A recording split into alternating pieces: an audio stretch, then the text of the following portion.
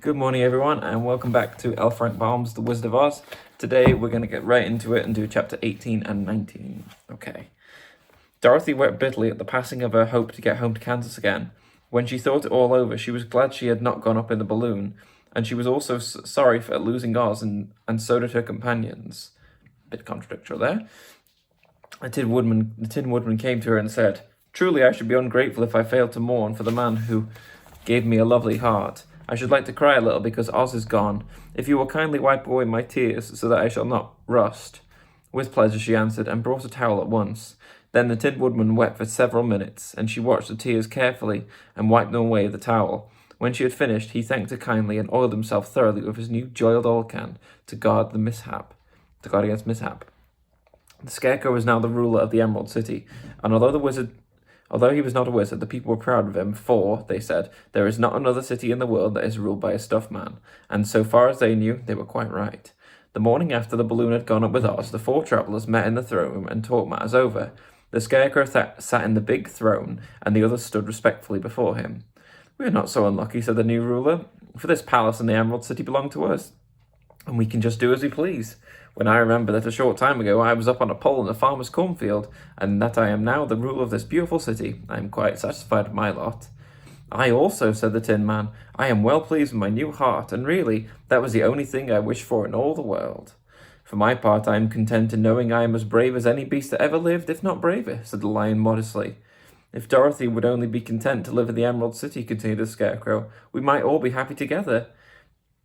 "But I don't want to live here," cried Dorothy. "I want to go to Kansas and live with Aunt Em and Uncle Henry." "Well, what can be done?" inquired the Woodman. Dorothy decided to think, the Scarecrow decided to think, and he thought so hard that the pins and needles began to stick out of his brains. Finally, he said, "Why not call the winged monkeys and ask them to carry you over the desert?" "I never thought of that. It's just a thing. I'll go and get the golden cap." So when she brought it into the throne room, she spoke the magic words, and soon the band of winged monkeys flew in through the open window and stood beside her. "This is the second time you've called us," said the Monkey King, bowing to the little girl. "What do you wish?" I want you to fly with me to Kansas," said Dorothy. But the Monkey King shook his head. "That cannot be done," he said. "We belong to this country alone, and cannot leave it. There has never been a winged monkey in Kansas yet, and I suppose there will never be, for they don't belong there. We should be glad to serve you in any way in our power, but we cannot cross the desert. Goodbye." And with another bow, the Monkey King spread his wings and flew away through the window, followed by his band. Dorothy was almost ready to cry with disappointment. "I've wasted the charm of the golden cap for no purpose," she said, "for the winged monkeys cannot help me." "It's certainly too bad," said the tender-hearted Woodman. The Scarecrow was thinking again, and his head bowled out so horribly that Dorothy feared it might bust. "Let's call the soldier with the green whiskers," he said, "and ask for his advice." So the soldier was summoned and entered the throne room timidly, for while Oz was alive, he was never allowed to come further than the door. "This little girl," said the Scarecrow to the soldier, "wishes to cross the desert. How can she do so?" "I cannot tell, for no one has ever crossed the desert unless it is Oz." "Is there no one who can help me?" asked Dorothy earnestly. "Glinda might," he suggested. "Who's Glinda?" inquired the Scarecrow. "The Witch of the South. She is the most powerful of all the witches and rules over the Quadlings. Besides, her castle stands on the edge of the desert, so she may know a way to cross it." "Glinda is a good witch, isn't she?" "The Quadlings think she is good," said the soldier, "and she is kind to everyone. I've heard that Glinda is a beautiful woman who knows how to keep young in spite of the many years she's lived." "How can I get to her castle?" asked Dorothy. "The road is straight to the south," he answered, "but it is said to be full of dangers to travellers. There are wild beasts in the wood and a race of queer men who do not like strangers to cross their country. For this reason, none of the Quadlings ever come to the Emerald City." The soldier then left them, and the Scarecrow said, "It seems, in spite of the danger, that the best thing Dorothy can do is travel to the land of the South and ask Glinda for help. For, of course, if Dorothy stays here, she will never get back to Kansas again." "You must have been thinking again," remarked the Tin Woodman. "I have," said the Scarecrow. "I shall go with Dorothy," declared the Lion, "for I am tired of your city and long for the woods and the country again. I am really a wild beast, you know. Besides, Dorothy will need someone to protect her." "That is true," agreed the Woodman. "My axe may be of service to her, so I also will go with her to the land of the South." "When shall we start?" asked the Scarecrow. "Are you going?"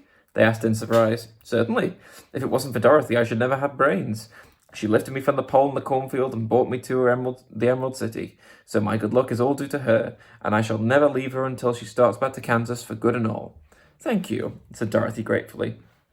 "You are also very kind to me, but I should like to start as soon as possible." "We shall go tomorrow morning," returned the Scarecrow. "So now let us get ready, for it'll be a long journey."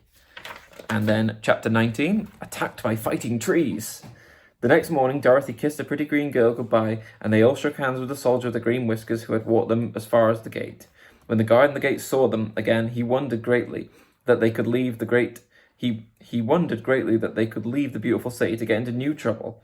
But he at once unlocked their spectacles, which he put back into the green box, and gave them many good wishes to carry with them. "You are now our ruler," he said to the Scarecrow, "so you must come back as soon as possible." "I certainly shall if I'm able," the Scarecrow replied, "but I must help Dorothy get home first." So Dorothy bade the good-natured guardian a last farewell. She said, "I have been very kindly treated in your lovely city, and everyone has been good to me. I cannot tell you how grateful I am." "Don't try, my dear," he answered. "We should like to keep you with us, but if it is your wish to return to Kansas, I hope you will find a way." He then opened the gates of the outer wall, and they walked forth and started upon their journey. The sun shone brightly as our friends turned their faces toward the land of the south. They were all in the best of spirits and laughed and chatted together. Dorothy was once more filled with the hope of getting home, and the Scarecrow and the Tin Man were glad to be of use to her. As for the Lion, he sniffed the fresh air with delight and whisked his tail from side to side in pure joy at being in the country again, while Toto ran around them and chased the moths and butterflies, barking merrily all the time. "City life does not agree with me at all," remarked the Lion as they walked along at a brisk pace. "I have lost much flesh since I have lived there, and I am anxious to show the other beasts how courageous I have grown." They now turned to take a last look at the Emerald City. All they could see now was a mass of towers and steeples behind the green walls, and high up above everything, the spires and the dome of the Palace of Oz. "Oz was not a bad wizard after all," said the Tin Woodman, as he felt his heart rattling in his chest. "He knew how to give me brains, and very good brains too," said the Scarecrow. "If Oz had taken a dose of the same courage he gave me," said the Lion, "he would have been a brave man." Dorothy said nothing. Oz had not kept the promise he made her, but he had done his best, so she forgave him. As he said, he was a good man, even if he was a bad wizard. The first day's journey was through the green fields and bright flowers that stretched about the Emerald City on every side. They slept that night on the grass with nothing but stars over them, and they rested very well indeed. In the morning they travelled on until they came to a thick wood. There was no way of going around it, for it seemed to extend to the right and left as far as they could see, and besides, they did not dare change the direction of their journey for fear of getting lost. So they looked for the place where it would be easiest to get into the forest.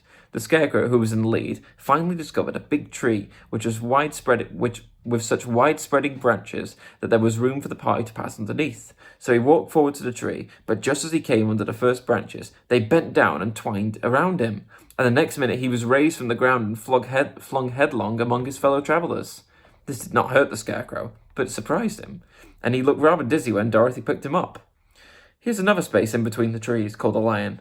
"Let me try it first," said the Scarecrow, "for it doesn't hurt me to get thrown about." He walked up to another tree. As he spoke, but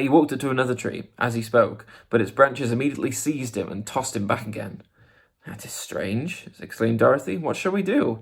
"The trees seem to have made up their minds to fight us and stop our journey," remarked the Lion.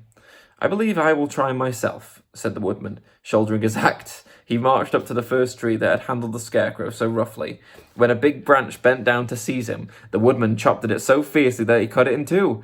At once the tree began shaking as all its branches as if in pain, and the Tin Woodman passed safely under it. "Come on," he shouted to the others. "Be quick." They all ran forward and passed under a tree without injury, except Toto, who was caught by a small branch and shaken until he howled. But the Woodman promptly chopped off the branch and set the little dog free. The other trees in the forest did nothing to keep them back, so they made up their mind that only the first row of trees could bend their branches, and that probably these were the policemen of the forest, and given this wonderful power in order to keep strangers out of it. The four travellers walked with ease through the trees until they came to the farther edge of the wood. Then, to their surprise, they found them a high wall which seemed to be made of white china. It was smooth like the surface of a dish and higher than their heads. "What shall we do now?" asked Dorothy. "I will make a ladder," said the Tin Man, "for we certainly must climb over it." Very interesting. We're near the end now, 4 chapters left. Hope you've all enjoyed. Let's get through it. Okay, have a great day. Bye.